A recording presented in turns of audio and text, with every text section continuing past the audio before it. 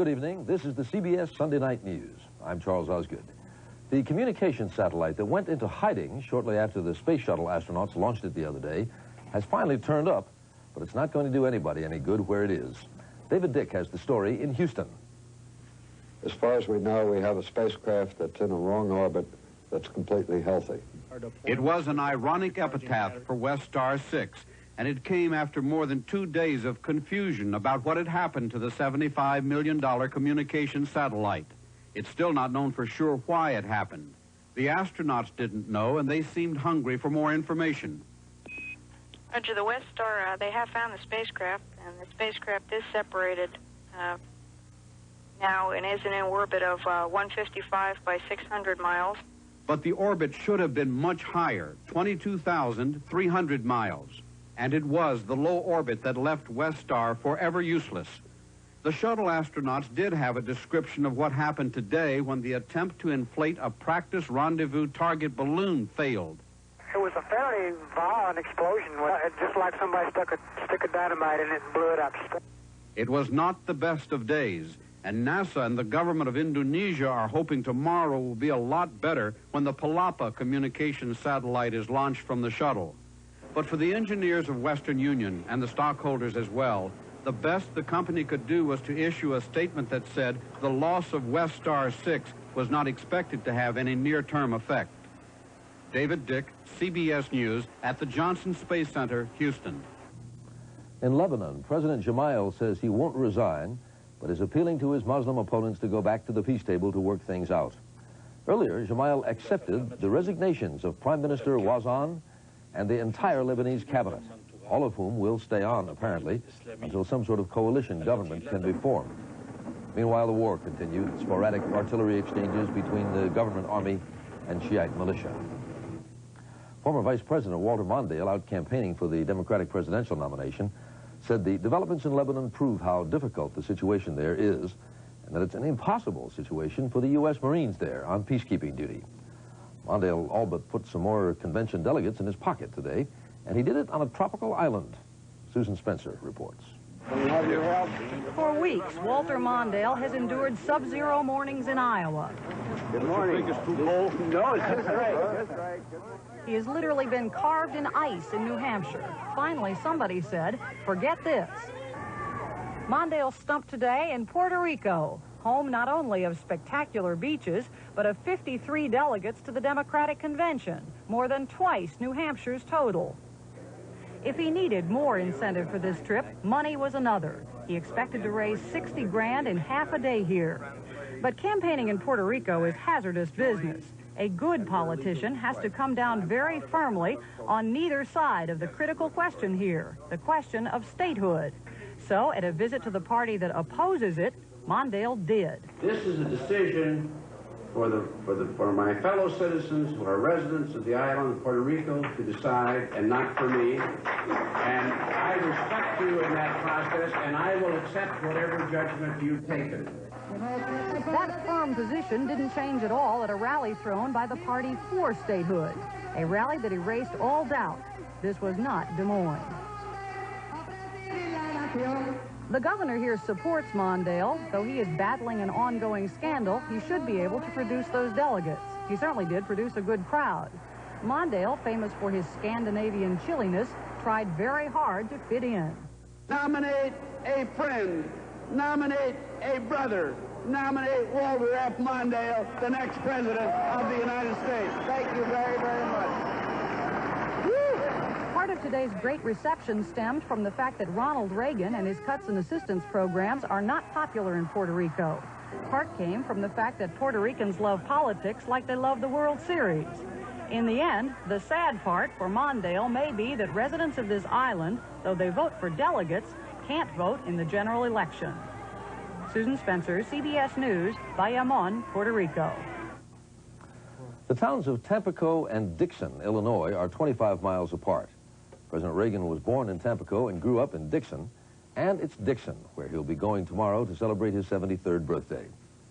Much to the dismay of the folks in Tampico, who have baked him a big cake and are planning a party at the local diner, which happens to be named for him. The White House says, sorry, but there's just no way that Mr. Reagan can make it to Tampico to celebrate what happened there 73 years ago tomorrow.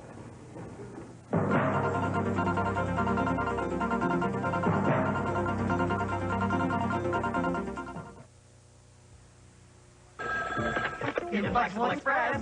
I gotta get a letter to L.A. today. L.A.? Same day? No way. If you need same-day delivery, Purolator Courier can help.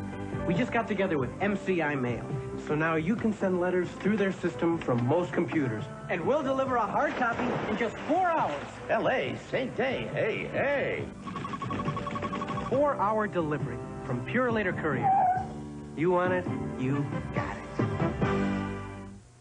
Birthdays aren't unusual, but for some people, they're extraordinary. People who were heading for a heart attack that could have been fatal, but instead never came.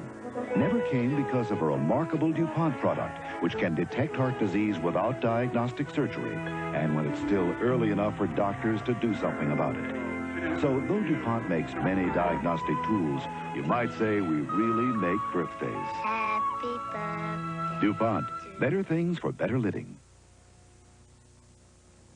The weather has been so severe in the Plain States, the temperature's so low, the wind's so high, and the snow's so deep, that in some places, even highway snowplows have not ventured out. The winds in Minnesota reached 60 miles an hour. Temperatures fell to 16 below. And with snow whipped into whiteouts, visibility shrank to only several feet. Across the Plain States, at least 13 people have been killed. The National Guard has rescued hundreds of stranded motorists, but many are still snowbound. The weather has been far milder at the scene of the Winter Olympics, Sarajevo, Yugoslavia. The games start on Tuesday, and the opening ceremonies take place Wednesday. But tourists are already enjoying the sights, and some athletes are warming up for the action. Although Sarajevo is free of snow, plenty has fallen in the nearby mountains. Apparently more than enough for the skiers, the tobogganers, and snowmen.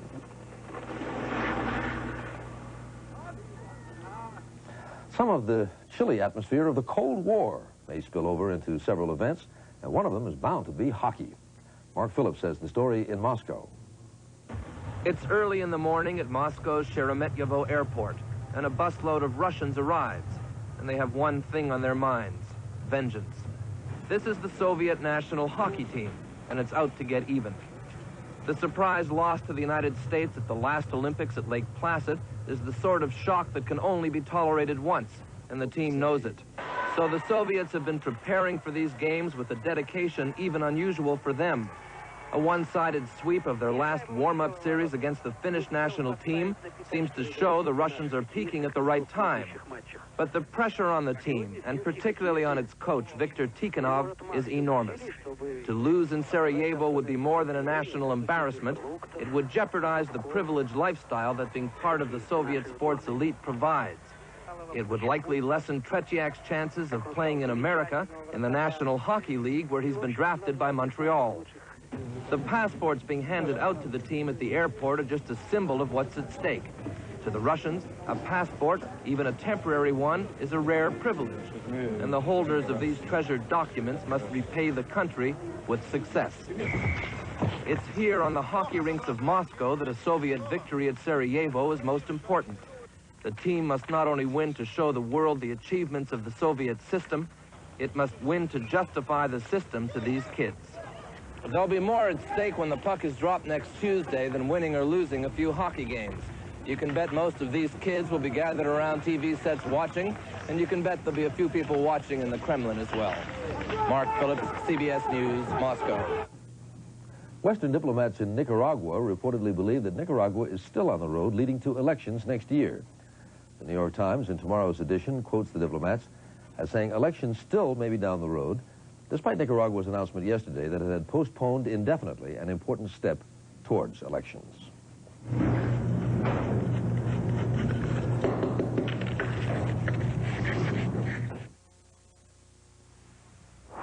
Whirlpool announces 2 beautiful new home appliance features. The elegant look of platinum, the warm look of toast. 2 beautiful new colors, platinum and toast. Now our no fingerprint refrigerators, easy to clean ranges, energy efficient dishwashers. Even our solid state washers and dryers come in beautiful new platinum and toast. Best of all, they come with the Whirlpool promise to give you your money's worth and help make your world a little easier. The party the office was throwing for the personal computer was getting a little dull. It seemed compatibility was the problem, until one latecomer arrived with a stunning solution, the Sperry PC. It ran all IBM-compatible software and communicated with something a lot of people had in common, the main computer, Sperry's, IBM's, or both. The Sperry PC. It's what the personal computer should have been in the first place. Things don't always work out quite the way we plan. Consider the young architect in Northampton, Massachusetts, who dreamed of creating beautiful living space. Figuring out how the base is going to work. Craig Yerkes became an architect so he could build houses. And build houses he does. He even gets to build the kind of houses he likes, the elegant, old-fashioned kind. The home architecture business was a little slow a couple of years back, and Yerkes remembered something from when he was a kid. He remembered the miniature gold birdcage that belonged to his grandmother. And he remembered a gilded Spanish ornament that his parents used to hang on the Christmas tree. And he thought, why not build his houses for living tenants? And so what he makes are bird cages, very special bird cages. And into them he puts all the care and attention that used to go into the great homes of years past. You have to pick 3 well-known New England houses and have stylized them and turn them into bird cages. The windows aren't little knotholes, they are windows. The doors aren't just apertures in the wall, they are doors. They open and close. The bird cages are expensive, as bird cages go, $600 or so. But that's quite a bargain, as great homes go. Diana Ross has one of Craig's bird cages, and so does Oscar de la Renta, the fashion designer. And so does Craig Yerkes, the birdcage builder. He has one in his living room, inhabited by a female canary named Pearl. But his most monumental work so far you will find at the Norwich Inn in Norwich, Connecticut.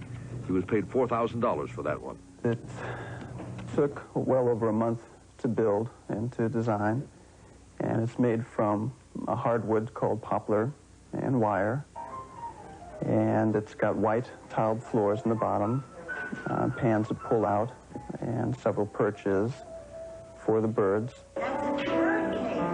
When people walk into that room at the Norwich Inn, they can hardly believe their eyes. There, as centerpiece and residence for 2 Mexican fan-tailed doves, is Yerkes' magnum opus. Thought for a Sunday night. Anything worth doing is worth doing well.